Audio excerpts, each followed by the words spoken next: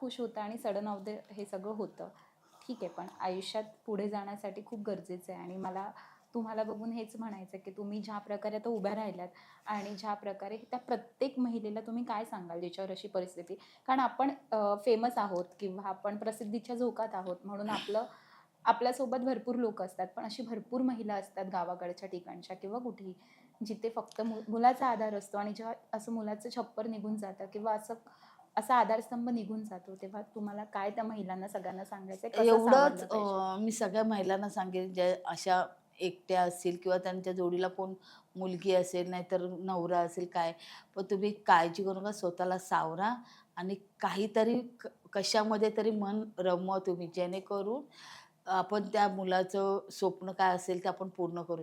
आणि जगाचा विचार तर अजिबातच करायचा नाही.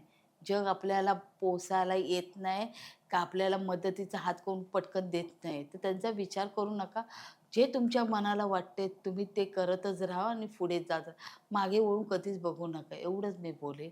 आणि सगळ्या कोणी नाही बघितलं तरी वरचा आहे ना, तो लक्ष ठेवत असतो. लक्षात ठेवा.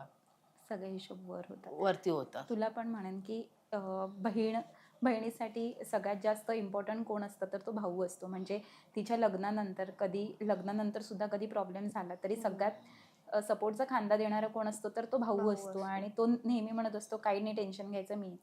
मग अशा वेळी जेव्हा अशा तुझा भाऊ किंवा तुम्ही सगळे प्रसिद्धीच्या झोकात आहात म्हणून आपल्यासोबत भरपूर माणसं असतात. पण अशा अनेक ठिकाणी असं होतं की बहिणींच्या म्हणजे जेव्हा भावाला असं काही होतं किंवा भाऊ नसतो ज्यांना बेसिकली, तेव्हा त्यांच्यासोबत अशा अनेकदा गोष्टी होतात की बऱ्याचदा म्हणजे लग्न झाल्यानंतर सुद्धा आपण जसं वैष्णवीचं जे प्रकरण बघितलं होतं ते हं. तेव्हा सुद्धा की तिला म्हणजे तसं जेव्हा होतं की आपल्याला भावाचा पाठिंबा नाही आहे आता, तेव्हा त्या तशा मुलींना तू काय सांगशील की त्यांनी कसं सावरायला पाहिजे किंवा असं काही करायला पाहिजे? त्यांनी मनात फक्त स्वतःला सावरलं पाहिजे, की जरी आपला भाऊ या जगात नसला, तरी तो आपल्या पाठीशी खंबीरपणे उभा आहे आणि किती पण मोठी संकटे येऊ दे, तो आपल्यासाठी नेहमी उभा राहणार आणि नेहमी उभा म्हणजे तू पुढे हो, मी आहे तुझ्या पाठीशी.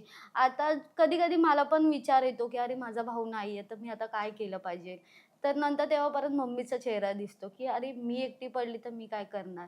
हेच सांगायचंय मला प्रत्येक मुलींना, की तुम्ही कसलाही विचार करू नका. आपला भाऊ आहे. काही-काहींची तर भाऊ लहानपणीच हे होतात. म्हणजे मुलगी जन्मला येते आणि काही-काहींच्या भावांचे इश्यू येतात. म्हणजे भाऊ नसतो एकीला, एकीचा भाऊ ऑफ होतो.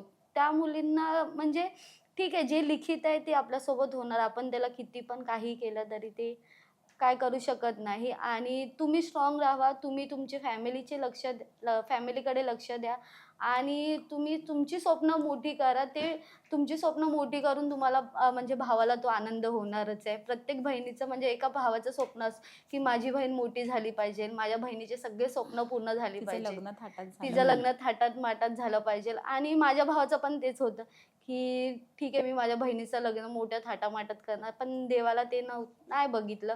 ठीक आहे चालेल, पण त्याची स्वप्न मी पूर्ण करणार आणि प्रत्येक बहिणीच्या मागे जरी तिचा भाऊ नसला, तरी तो नेहमी खंबीरपणे आहे. आहे. किती एवढंच. सुंदर सावली असते अगं ती. हं. खूप खरंच. छान. आणि जेव्हा तू सोशल मीडियावर आता व्हिडिओ टाकायला स्टार्ट केलेस, भरपूर लोकं पॉझिटिव्ह बोलत होती, पण भरपूर हं. निगेटिव्ह सुद्धा बोलत होती. हो. ठीक आहे, मग त्या निगेटिव्ह कमेंट्सकडे तू कसा मात करतेस किंवा कसा दुर्लक्ष करतेस? माझं एकच आहे, माझी आई मला सपोर्टिव्ह आहे, माझी फॅमिली मला सपोर्ट करते. मला बाकीच्यांचं घेणं-देणं नाहीये. एक्झॅक्टली. ती लोकं मला जेवायला देणार नाहीयेत, की ती लोकं मला त्रास झाल्यावर बघायला येणार नाही. जी आहे ती ही आहे. हिला आवडतंय, बेटा तू बिंदास कर. ठीक आहे, बाकीच्यांचं दुर्लक्ष. प्रत्येकाला आपण कशाबद्दल बोलायचं? काय गरज आहे? बरोबर.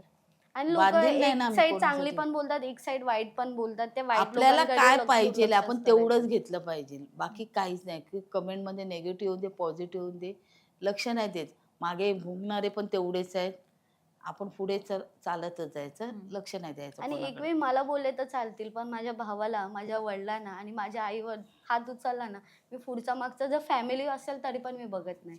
मी डायरेक्ट बोलून टाकते. जरी तुम्हाला राग आला चालेल. माझ्या ह्या तिघा फॅमिलीमध्ये बोलायचं नाही तुम्ही. ती लोकं तुमच्यात नसतात ना, तर तुम्ही तिला का बोलतात? आता हे झाल्यावर पण हिला बोललं. मी बोलली, "हिला तुम्ही बोलायचा हक्क नाहीये.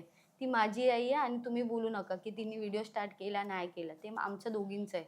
हं. तुम्ही होतात 12 दिवस रडलात, हे झालं, बास. आता तिला मी चालू करणार पुढे." किती सुंदर. आणि मला प्रत्येक प्रेक्षकांना सगळ्या प्रेक्षकांना म्हणजे जे पॉझिटिव्ह बोलतात ते तुमच्यासोबत आहेतच, पण जे निगेटिव्ह बोलतात त्यांना मला सुद्धा लोकमत सखेकडनं आवाहन करायचं आहे की आपल्याला माहिती नसते परिस्थिती काय असते, पण आपण पटकन बोलून जातो किंवा आपण काही बोलून जातो, निगेटिव्ह कमेंट करूनही जातो, पण त्याचा परिणाम आपल्या म्हणजे समोरच्यावर काय होतोय हे खरंच कोणी बघायला आलेलं नसतं आणि तो आपण सहन करत असतो. त्यामुळे जेव्हा आपण ट्रोल करताय किंवा आपण काही बोलतायत तेव्हा 10 वेळा विचार करून बोलणं गरजेचं असतं, कारण की आपल्यापेक्षा जास्त त्रास म्हणजे आपण तर बोलून मोकळं होतो, पण सगळ्यात जास्त त्रास त्या समोरच्या व्यक्तीला होत असतो. भले ते दाखवत असतील नसतील दाखवत, पण खूप खोलवर त्रास होत असतो. आणि मला असं वाटतं की हे एक प्रकारचं पाप असेल. खरंच. ऍक्च्युली पाप आहे, म्हणजे की पाप तुम्ही कोणाला काही बोलून मोकळं होता. तुमच्यासाठी ती गोष्ट छोटी असते, पण समोरच्यासाठी ती गोष्ट खूप मोठी असते.